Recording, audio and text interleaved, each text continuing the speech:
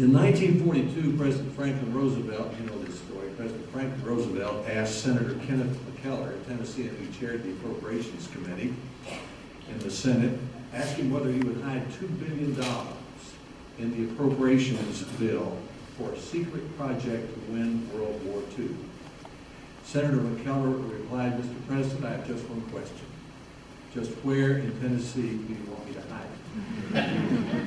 I suppose that was one of the first big legislative earmarks. But that place in Tennessee, of course, turned out to be Oak Ridge, one of 3 secret cities that became the principal sites for the Manhattan Project. The purpose of the Manhattan Project was to find a way to split the atom and build a bomb before Germany could. Nearly 200,000 people worked secretly at 30 different sites in the country, in 3 countries. President Roosevelt's $2 billion appropriation would be about $24 billion in today's dollars. According to New York Times science reporter William Lawrence, who actually watched the Nagasaki bombing, into the bomb's design went millions of man-hours of what is without doubt the most concentrated intellectual effort in history. I'm in Oak Ridge today to propose that the United States launch a new Manhattan Project, a 5-year project to put America firmly on the path to clean energy independence. Instead of ending a war, the goal will be clean energy independence, so that we can deal with rising gasoline prices, electricity prices, clean air, climate change, and national security. For our country first, and because other countries have the same urgent needs we do, and therefore will adopt our ideas for the rest of the world. By independence, I do not mean the United States would never buy oil from Mexico, or Canada, or Saudi Arabia. By independence, I do mean that the United States could never be held hostage by any country for our energy supplies. In 1942, many were afraid that the first country to build an atomic bomb could blackmail the rest of the world. Today, countries that supply oil and natural gas can blackmail the rest of the world. A new Manhattan Project is not a new idea, but it is a good idea, and it fits the goal of clean energy independence. The Apollo program to send men to the moon in the 60s was a kind of Manhattan Project. Presidential candidates John McCain and Barack Obama have called for a Manhattan Project for new energy sources. So have former House Speaker Newt Gingrich and Democratic National Committee Chairman Howard Dean, Senator Susan Collins of Maine, Senator Kit Bond of Missouri, and others. And throughout the 2 years of discussion that led to the passage in 2007 of the America Competes Act, several participants suggested that focusing on energy independence would force the kind of investments in the physical sciences and research that the United States needs to maintain competitiveness. The overwhelming challenge in 1942 was the prospect that Germany would build a bomb and win the war before America did. The overwhelming challenge today, according to National Academy of Sciences President Ralph Cicerone, in his address last week to the Academy's annual meeting, is to discover ways to satisfy the human demand for energy, the demand for and use of energy in an environmentally satisfactory way and an affordable way, so that we are not overly dependent on overseas sources. Cicerone estimates that this year Americans will pay $500 billion overseas for oil. That's $1,600 for each one of us. Some of it to nations that are hostile or even trying to kill us by bankrolling terrorists. Sending $500 billion abroad weakens our dollar. It is half our trade deficit. It is forcing gasoline prices toward $4 a gallon and crushing family budgets. Then there are the environmental consequences.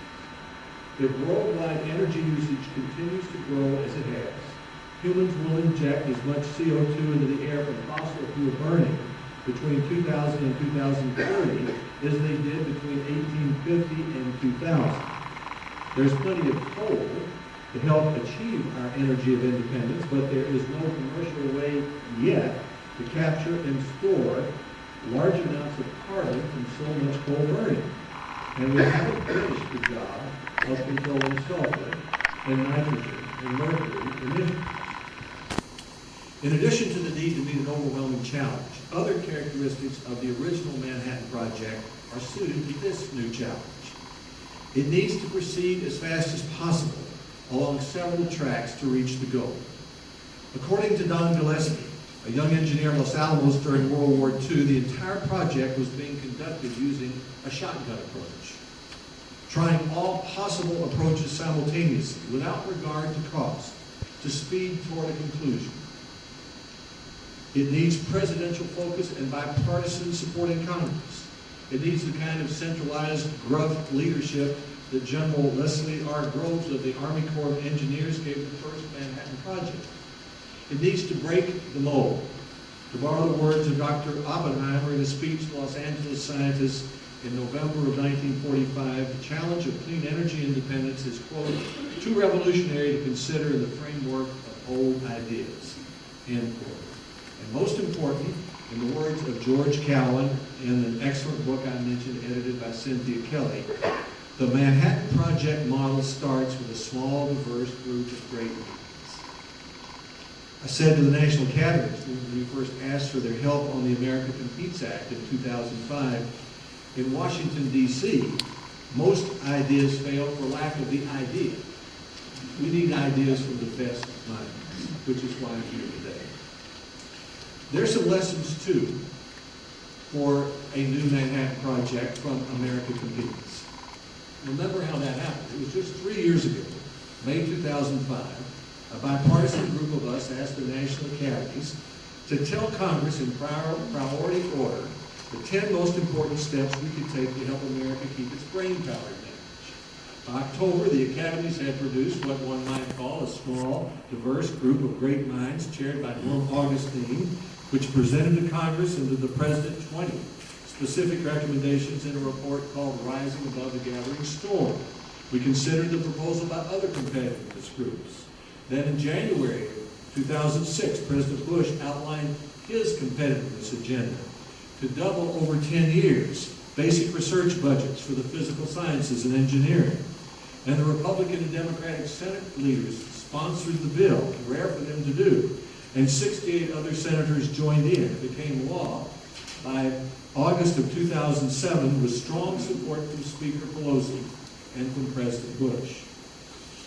Combining the model of the Manhattan Project with the process of the America Competes Act has already begun. The National Academies already have underway an America's Energy Future project that will be completed in 2010. I talked with Ralph Cicerone, and he welcomes the idea of sitting down with a bipartisan group of us to discuss what concrete proposals we might offer earlier than that, so that we might give them to the new president and the new Congress. Energy Secretary Sam Bogdan and Ray Orbach, the Energy Department's Undersecretary for Science, have said the same thing. The presidential candidates seem ready. There's bipartisan interest in Congress. Congressman Gordon is here, chairman of the Science Committee in the House and one of the original participants in the America Competes Act. Congressman Wamp is here, a senior Appropriations Committee member who is an important part of the America Competes Act. I've talked with Senator Jeff Bingaman and Pete Domenici. You'll realize I'm going into a lot of process here, but in Congress, process is often policy. I've talked with Bingaman and Domenici. They're the chairman and the senior Republican on the Energy Committee. They played a critical role in America Competes. Talked with Senator Murkowski, who's next up on the Republican side, and they all are very interested in what we're talking about today. Some say a presidential year is no time for bipartisan action. I can't think of a better time.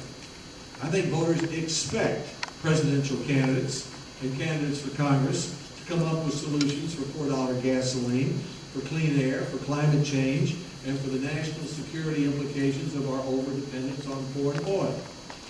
The people didn't elect us to take a vacation this year just because there's a presidential election in the wings.